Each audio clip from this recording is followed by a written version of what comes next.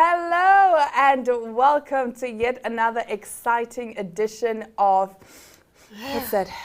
You know, smelling. Smell the coffee. But we don't only just smell the coffee, we drink it, right? We drink it too, and we sometimes spill it. You know, people always say you spill the tea. No, here, sweetie, we spill the coffee. You are joined by Diana Master and Glenora Shipura on this breezy Tuesday morning. How are you doing? I'm doing very well. I'm actually now awake after I had my coffee. You had your coffee? Yeah, before I was Are you a psychopath? Do you have it like? Yes, I'm a proper psychopath. I like it black, no sugar. No sugar, yeah, no milk, I'm nothing. a proper psychopath. What about your tea? How do you drink your tea? I actually like my tea depending on what it is. If it's rooibos, I would like it with no milk at all. No sugar. Maybe some honey. You know, because someone said if you drink your tea with no milk and no sugar, you might as well just chew the whole tea bag. Like, what's the point? What's the point? I actually know of a girl who used to smoke rooibos. Excuse me, what? Yeah, like in the bathroom, she would legitimately smoke rooibos. Again. And it's like, what is that? Why? Oh, no, it's just rooibos. I'm just smoking it. I'm just, you know. Yeah. I'm not trying to get addicted to weed, so I'd rather just smoke rooibos. Was she just avoiding doing? In all honesty, I don't know. Like I've learned in this life, just mind your business. Just mind your business. Just if you see someone lick the pavement, just walk away. Just be like, oh, oops, sorry. Oh, you know, and just move on. It's part of life. It's part of life. It's part of life. You know, weirdly enough, yesterday I was having this conversation with my friend, and he says because the universe is so infinite, everything is bound to happen. Oh yeah, that is actually true. Everything. People smoking rooibos is bound, like everything. Everything is bound to happen. Yes. You know, sometimes you think you've seen it all. And have you heard many times people will come like, I thought I'd seen it all, but then, and then next time someone else comes, and it's like we keep, like you're saying, because everything is bound to happen. Yeah. So, why the heck not smoke rooibos tea? Like, I mean, do what you can, do what you gotta do to survive in this life. What's the weirdest thing you've done? Weirdest thing I've done? Ooh. Actually, I feel like I'm too on the safe side of things. Wait, let me think. You have to think. All right, we'll take a quick break. And Glenn will tell us what the most weird thing she has done has been. Stick around. We'll be back with more Smell the Coffee after the break.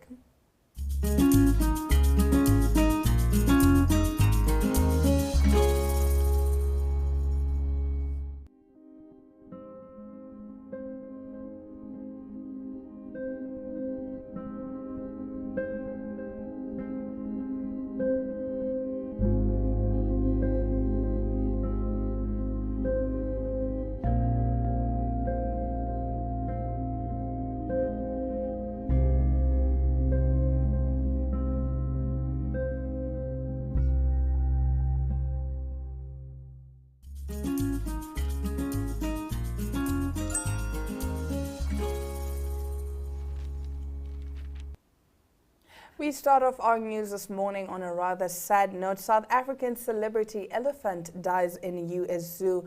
Malika, a 37-year-old female South African elephant that had a Hollywood career, has died in the US. She was buried on Saturday near her home at the Cheyenne Mountain Zoo in Colorado after a long struggle with mobility issues and chronic illness, authorities said. Malika was the youngest of 6 elephants at the zoo, whose ages ranged between 37 and 45.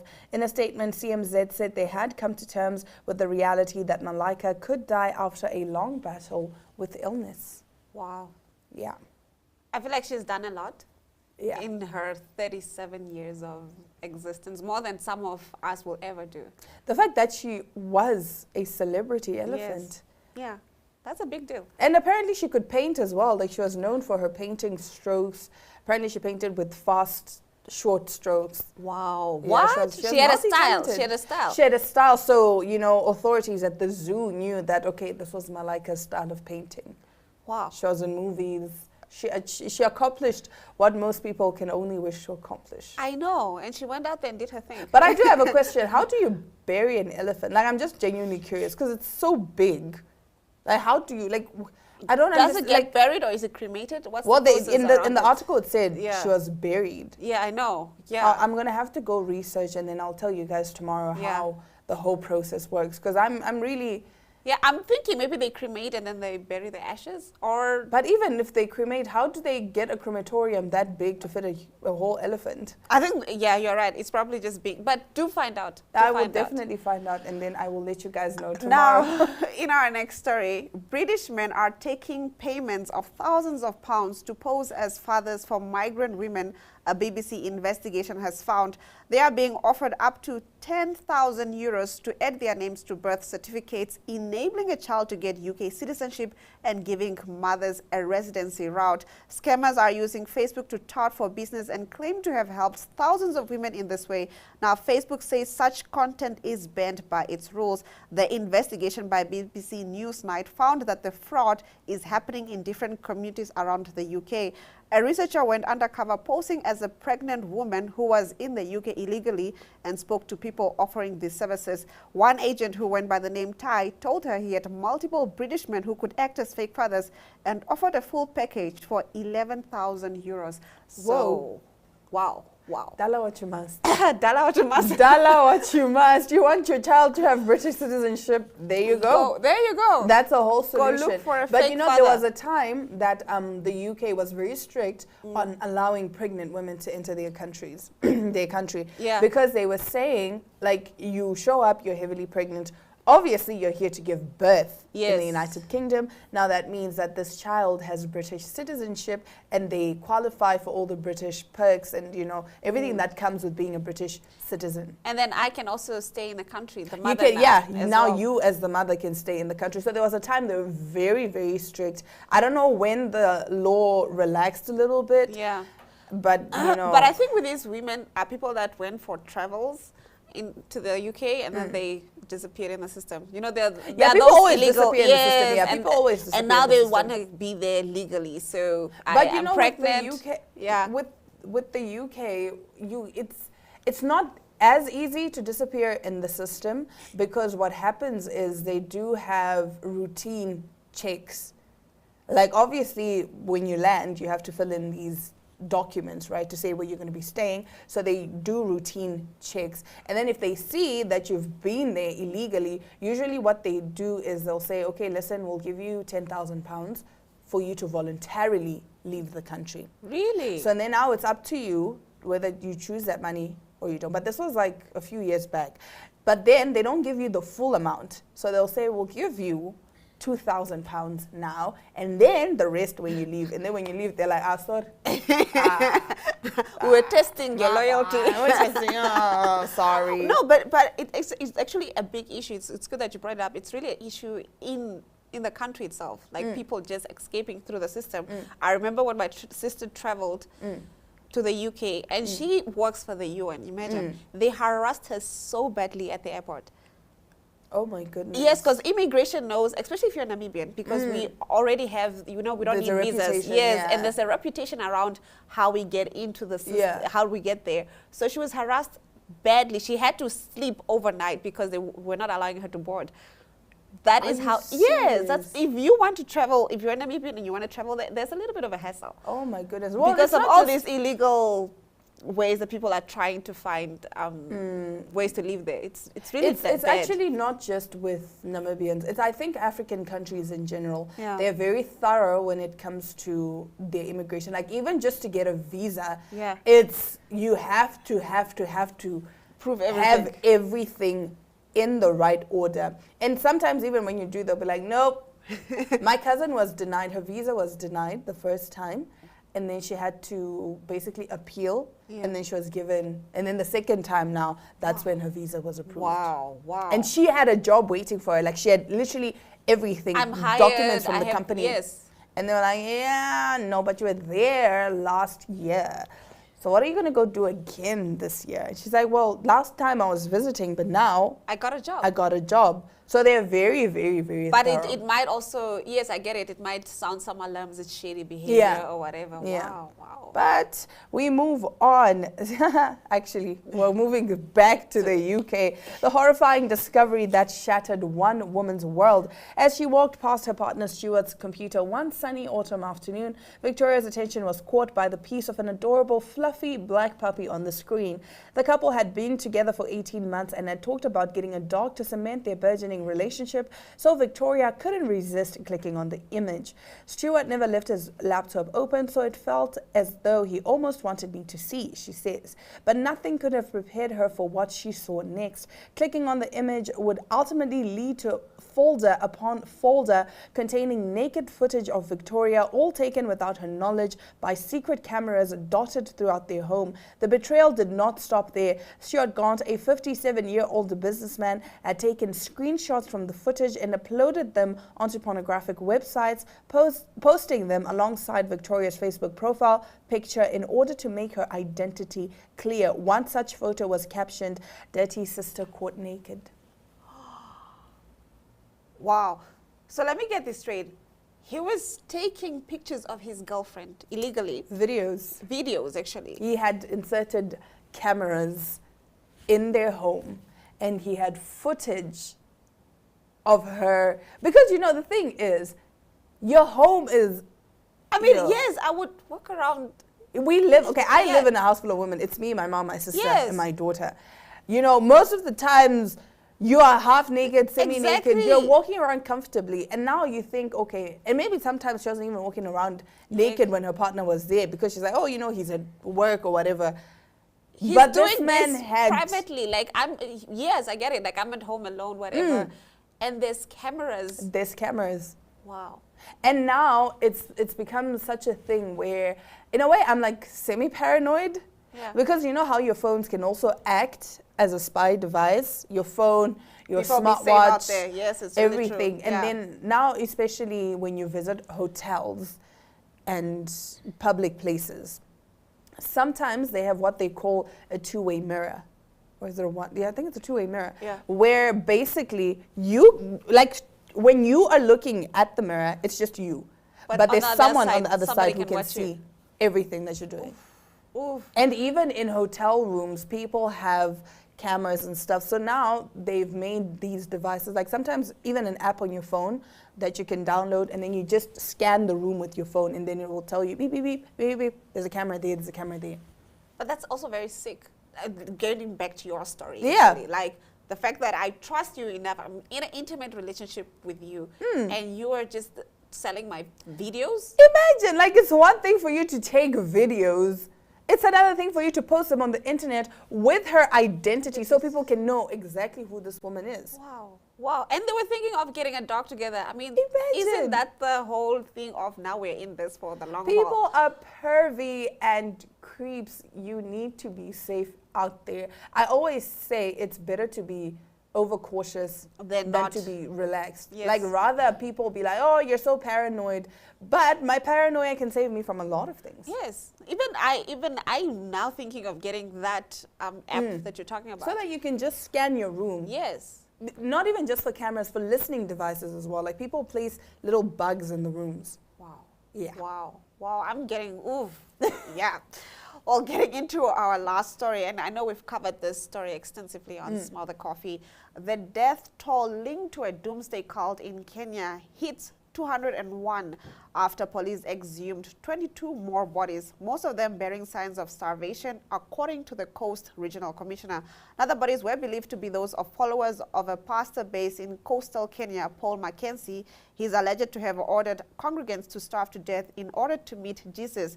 More than 600 people are still missing. More than 600. Wow. And they've already exhumed 200 bodies. 201, actually. 201. Yes. That is crazy. Hundreds of bodies have been dug up from dozens of mass graves spread across his 800-acre property located in the coastal country of Kilifi. Now, he does insist that he just had a farm. He's not part of this. So where are these bodies coming from, sir? Wow.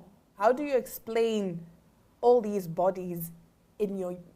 what? It goes back to what you're saying, because we live in, the universe is so infinite, there's a possibility of everything happening. Yeah, but how do you convince so many people? It's how cults work, cults... It's too many people, 201 people died, Not even 200, remember there's still 600 people yes, missing. Exactly, yes. No, with cults, they know how to prey on people's, emotions and feelings, and they know how to manipulate you and tell you exactly what it is you need to hear. That's why most of the times, have you ever tried to tell someone who's so into religion, like, no, don't do this? They will fight you to the death. Yes. Yeah. They will say, no, you are wrong. And everyone else around them can see that this is wrong, like, there's something suspicious here. But to them, because they're so indoctrinated and, like, in a way, it's like brainwashing. Where their brains have been washed to such an extent where they don't see anything wrong. Well, we'll certainly discuss this after the break, but we'll be back with more Smell the Coffee. And right after the break, we're going to be talking, Yolanda now is going to talk to Rikus Grobler of the Capricorn Foundation about the second phase of the Food Waste Challenge. Entries will close on the 22nd of May.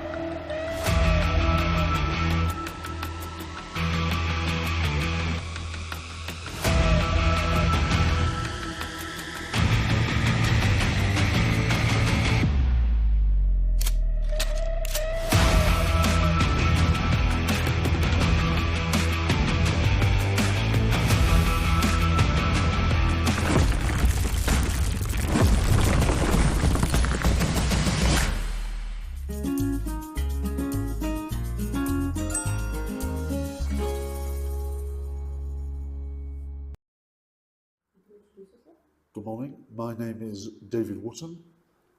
I am the Deputy Grand Master of the United Grand Lodge of England, which is the overall body of English Constitution Freemasonry throughout the world.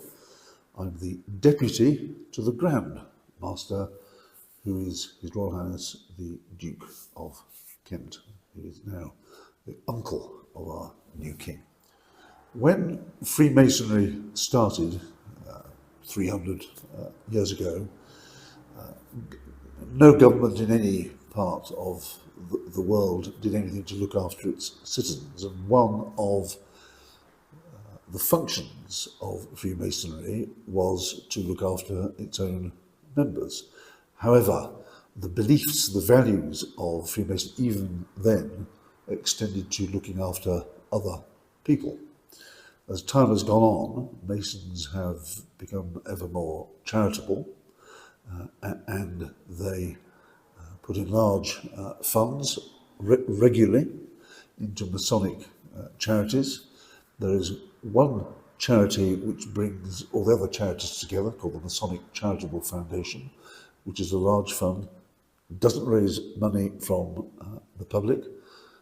It raises money entirely through the efforts and from Freemasons. It's a big charity.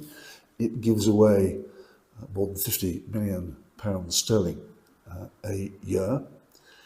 Roughly half of that will be for the benefit of Freemasons, their families, their connections, those connected with Freemasonry, but the other half will be what is an equal core of our beliefs and charities that are, or good causes that are not Masonic. In deciding in the central Masonic charity where to give our money to, we receive suggestions from Freemasons around the world.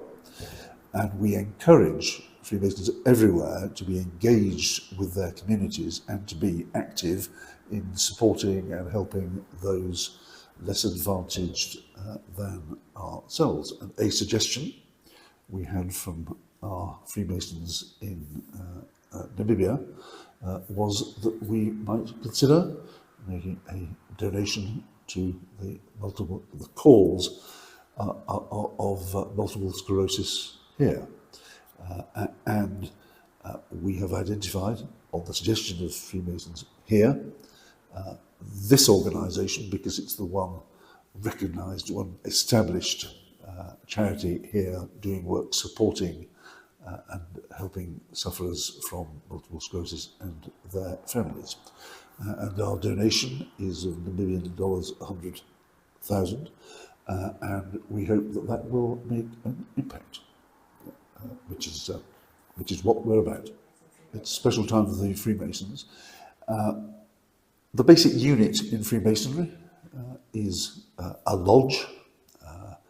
The origin of that term is when in medieval times stonemasons worked together on building cathedrals, churches, other buildings, and they lodged together, they lived. You'd call them dormitories now, but they called them lodges then. Modern masonry groups itself together, they meet in lodges, and the lodges in a region are grouped together, and our lodges in Namibia are grouped together in what we call a district. So we have something called the District Grand Lodge of Namibia. And while each lodge has a head, a chairman, a president called the Worshipful Master, each district has a head, president, chairman, equivalent called the District Grand Master, and they change every few years. And Alan Simmons, who has been our District Grand Master here since 2017, is retiring and is being replaced by Gernot Pietmeijer, who has served as one of the other officers in the so we know him very well. And when there's a new, like the inauguration of a new president, it's a special event. And how do we show it special? Somebody from the Grand Lodge in England comes to do the actual, we call it an installation, but it's the same thing as an inauguration. To do that. So I'm coming here to do that. I'm very happy to present the donation as well. And I've also been visiting earlier this week our Freemasons in Johannesburg and Cape Town. So I've made a good week of it. But I have to say, in the Masons I saw in South Africa told me that Namibia was a beautiful place and I would like it. And it is, and I do. While our membership covers a wide range of affluence, most of us are not rich, as you call it, but most of us have enough money for a reasonable, normal life. We're also conscious that everywhere there are those who are less well off than we are, or suffer some disadvantage, which could be an illness, or it could be to do with housing, or it could be disability, could be mental health. As you know, I mean, the range of disabilities is ever growing, and it's very important to us. Basically, it's about friendship, if you like, the social side, not just social in a party sense. Integrity.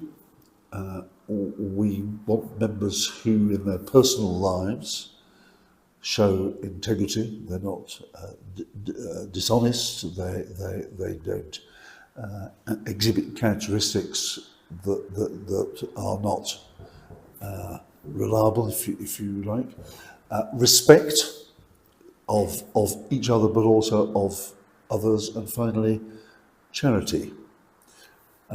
If you look at those last two, we respect those who are less well off in whatever way than we are, and we, by collective efforts, have the resources to apply charity to helping those who, as I say, in whatever way are worthy of our support.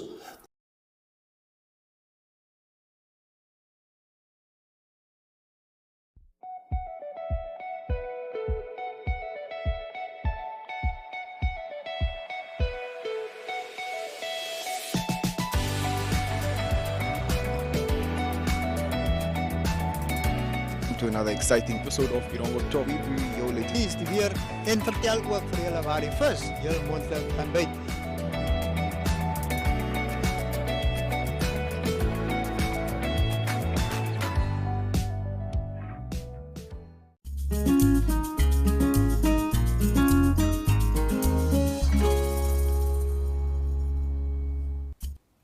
an interesting show we had today, huh? Very interesting indeed. Well, I always say smell the coffee at any given time because the stories we touch on here. Ooh. I remember there was a time you're like, where'd you get your stories? I was actually that whole week. I was Yeah, just where'd always you even in like get your stories? shock. I was like, where do you get your stories?